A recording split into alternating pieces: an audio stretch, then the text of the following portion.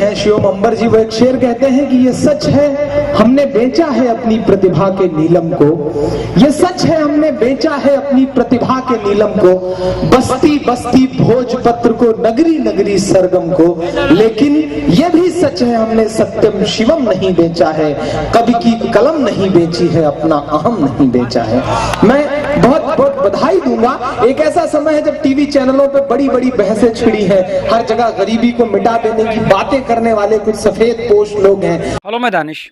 आइए इमरान प्रतापगढ़ी साहब की एक वीडियो देख लेते हैं।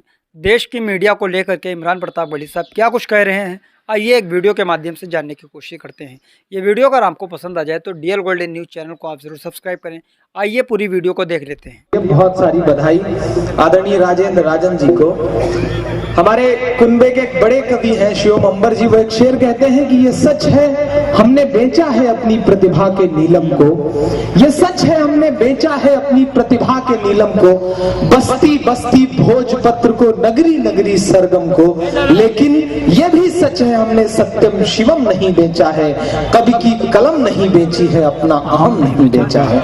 मैं बहुत बहुत बधाई दूंगा। एक ऐसा समय है जब टीवी चैनलों पे बड़ी बड़ी बहसें छिड़ी हैं, हर जगह गरीबी को मिटा देने की बातें करने वाले कुछ सफेद पोश लोग हैं जो कहते हैं हम गरीबी मिटा देंगे। उनके लिए हमारा कवि कहता है कि गरीबी को मिटा देने की बातें सिर्फ बातें हैं, जो खुद दौलत के भूखे हैं गरीबी क्या मिटाएंगे। और गरीबों का लहू तो आपकी कारों का डीजल है, गरीबी मिट गई तो आप क्या रिक्शा चलाएंगे, गरीबी मिट गई तो आप क्या रिक्शा चलाएंगे। ऐसे सरोकारों को जीने वाले कवि को सलाम करता हूं। एक ऐसा दौर है जब तमाम चैनल सजे हुए हैं लाफ्टर से, एक ऐसा दौर है जब लाफ्टर चैलेंज का दौर हो। ऐसे समय में कविता को बचाकर रखने की जो जिम्मेदारी है वो राजेंद्र राजन जैसे कुछ बड़े लोग निभा रहे हैं। हम उनको सल्यूट करते हैं। हमसे अक्सर बहुत सारे लोग पूछ लिया करते हैं कि लाफ्टर चैलेंज के जो लोग हैं, जो लाफ्टर शो वाले लोग हैं, उनमें और कवियों में क्या अंतर है।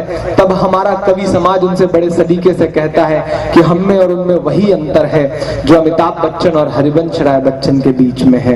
ये लाफ्टर वाले लोग अमिताभ बच्चन की परंपरा के लोग हैं, हम हरिवंश राय बच्चन की परंपरा के लोग हैं। जहां कविता जिंदा है, जहां सरोकार जिंदा है, ये बैठे हुए कुछ जो मुट्ठी भर लोग हैं, ये हिंदुस्तान को आज ये संदेशा दे रहे हैं कि एक ऐसी शाम जुटी है कुछ बड़े लोगों की मोहब्बतों से, आनंद कुमार जी की मोहब्बतों से, कुंदन जी की मोहब्बतों से, फैज भाई की मदद से एक ऐसी शाम जुटी है जहां कलम के कुछ लोग बैठे हुए हैं, कलमकार बैठे हुए हैं जो बता रहे हैं कि देश को ऐसी दिशा में ले जाने की जरूरत है। मैं बहुत बधाई देते हुए आइए आपका बहुत ज्यादा प्राण नहीं पीऊंगा और एक बार पुनः उस नाम को बुलाना चाहता हूं जिसका इंतजार बहुत देर से आप सारे लोग कर रहे हैं। मैं चाहता हूं कि थोड़ी देर बहुत कविता गंभीरता के साथ अपना सफर तय करती रही है, अब थोड़ी देर आपको मस्ती के मूड में लाऊं और ऐसे माहौल में लाने के लिए सिर्फ एक नाम मेरे जहन में आता है, डॉक्टर सुनील जोगी जी का।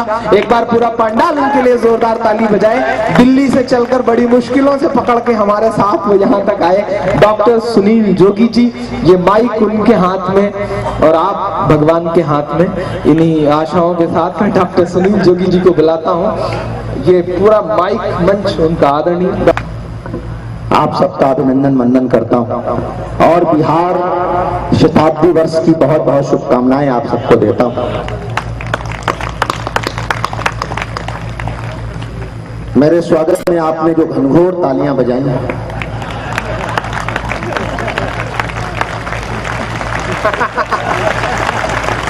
अब घनघोर हो गई, लेकिन इससे तो पहले वाली ठीक थी।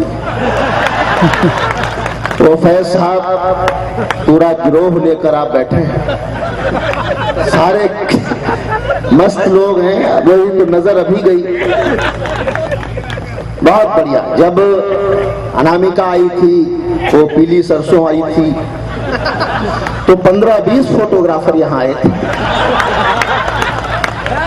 वो सब कहाँ गए मुझे पता नहीं। एक आध उजड़े हुए लोग आ रहे हैं और वो भी मोबाइल से फोटो खींचने आ रहे हैं। मेरी मार्केट वैल्यू काफी खराब होती जा रही है। बहुत अब आए ये जाग के थोड़ा सा। मैं वाह। चलो ये बढ़िया है, बुलाने का तरीका अच्छा है फोटोग्राफर को। इमरान भाई अब कोई दिक्कत नहीं, मैं हूं यहाँ।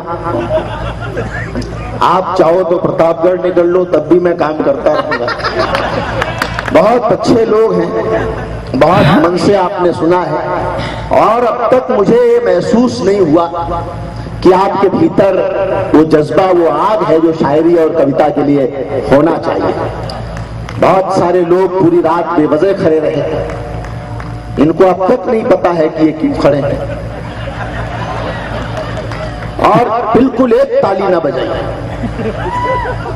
अब मैं क्या कहूं इनको, फैज साहब, तमाम कुर्सियां खाली हैं, अब आप आगे आना चाहें आ जाएं, ये पूरा मैदान है। धरती माँ की गोद में भी बैठ सकते हैं आप। मैं एक बार और समस्तीपुर आया हूं, और प्रशासन, फैज भाई और हमारे बहुत प्यारे इमरान की वजह से मैं आपके बीच हूं। थोड़ी देर, ज्यादा नहीं। मैं जानता हूं कि आप भी अच्छे लोगों को सुनना चाहते हैं। सुंदर ग्रामी हमारे खानदान के आदमी हैं। मेरा जी कर रहा है कि आज मैं अपना कुर्ता पजामा उनको भेंट करूं, और खुद अगर वो ये पहन के खड़े हो तो आप पता नहीं लगा सकते कि कहां से सुंदर शुरू हो रहे हैं और कहां से कुर्ता पजामा खत्म हो रहा है। बहुत लाजवाब आदमी, और पसंद भी उनकी वैसी है। मैंने उनसे पूछा, मैंने कहा आपकी पसंद का राजनेता कौन है? बोले जी अर्जुन मुंडा। मैंने कहा आपकी पसंद का खिलाड़ी कौन है? बोले ब्रायन लारा। मतलब पसंद भी। मैंने कहा क्रीम कौन सी इस्तेमाल करते हैं? बोले चेरी ब्राशल। मैंने कहा सुंदर भाई आपका जन्म कब हुआ था? बोले अमावस की काली रात। ये उनकी पसंद है। मैंने कहा मिठाई कौन सी पसंद है? बोले काला जाना। मैंने कहा गाना कौन सा पसंद है? बोले हम काले हैं तो क्या हुआ दिल वाले। वो उनकी पसंद है। थोड़ा उल्लास से बैठेंगे। मैं उत्सव का, आनंद का, मस्ती का कवि हूं, और आनंद जी यहाँ होंगे शायद। कौन से हैं मुझे मालूम नहीं, लेकिन हैं आप। भाई पहचान लेना चाहिए कि भाई पेमेंट कहाँ फंसी हुई है। इसलिए मैं सारे पूरे अग्रिम पंक्ति के जो लोग बैठे हैं उनकी जिम्मेदारी थोड़ी ज्यादा है। मैं हास्य का कवि हूं। ताहिर भाई को आपको सुनना है, शबीना जी हैं। बहुत बढ़िया कार्यक्रम चल रहा है। हंसी बड़ा कठिन काम। साहब, हंसी वो वरदान है जो ईश्वर ने सिर्फ इंसान को दिया है। संसार का हर प्राणी रो सकता है, आंसुओं का समंदर बहा सकता है, मगर सिर्फ इंसान है जो हंस सकता है, मुस्कुरा सकता है। बहुत अच्छा है। दोस्तों, इस वीडियो को देखने के बाद आप क्या कुछ कहना चाहेंगे कमेंट्स करके ज़रूर बताएं, क्योंकि ये वीडियो इमरान प्रतापगढ़ी साहब ने पहले देश की नेशनल मीडिया को भी थोड़ा निशाने पे लिया।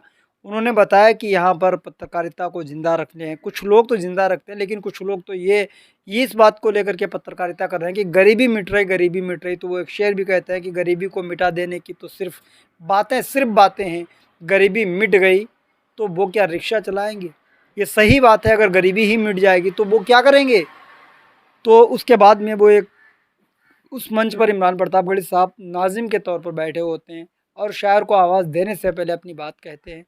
फिर इसके बाद में एक और हम पार्ट 2 लेकर हाजिर होंगे, जब उसी मंच पर नाज़िम का फ़र्ज़ अदा करते करते फिर एक वक्त ऐसा आता है, एक शायर की बदौलत वो मंच पर माइक पर आते हैं और अपनी कविता, अपनी शायरी गुनगुनाते हैं। तो दोस्तों, इस वीडियो में इमरान प्रतापगढ़ी साहब ने बतौर नाज़िम माइक पर खड़े थे। किसी एक हास्य कवि को बुलाया जिसने खूब हंसाया। सामने बैठे हुए लोग खूब हंसे और जमकर तालियां बजाईं। तो दोस्तों, इस वीडियो को देखने के बाद आप क्या कहना चाहेंगे कमेंट्स करके ज़रूर बताएं। अगर ये DL गोल्डन न्यूज़ चैनल अभी आपने सब्सक्राइब नहीं किया है तो आप इससे सब्सक्राइब कर लें, और मिलते हैं किसी और वीडियो के साथ। दुआ में याद रखना। जय हिंद।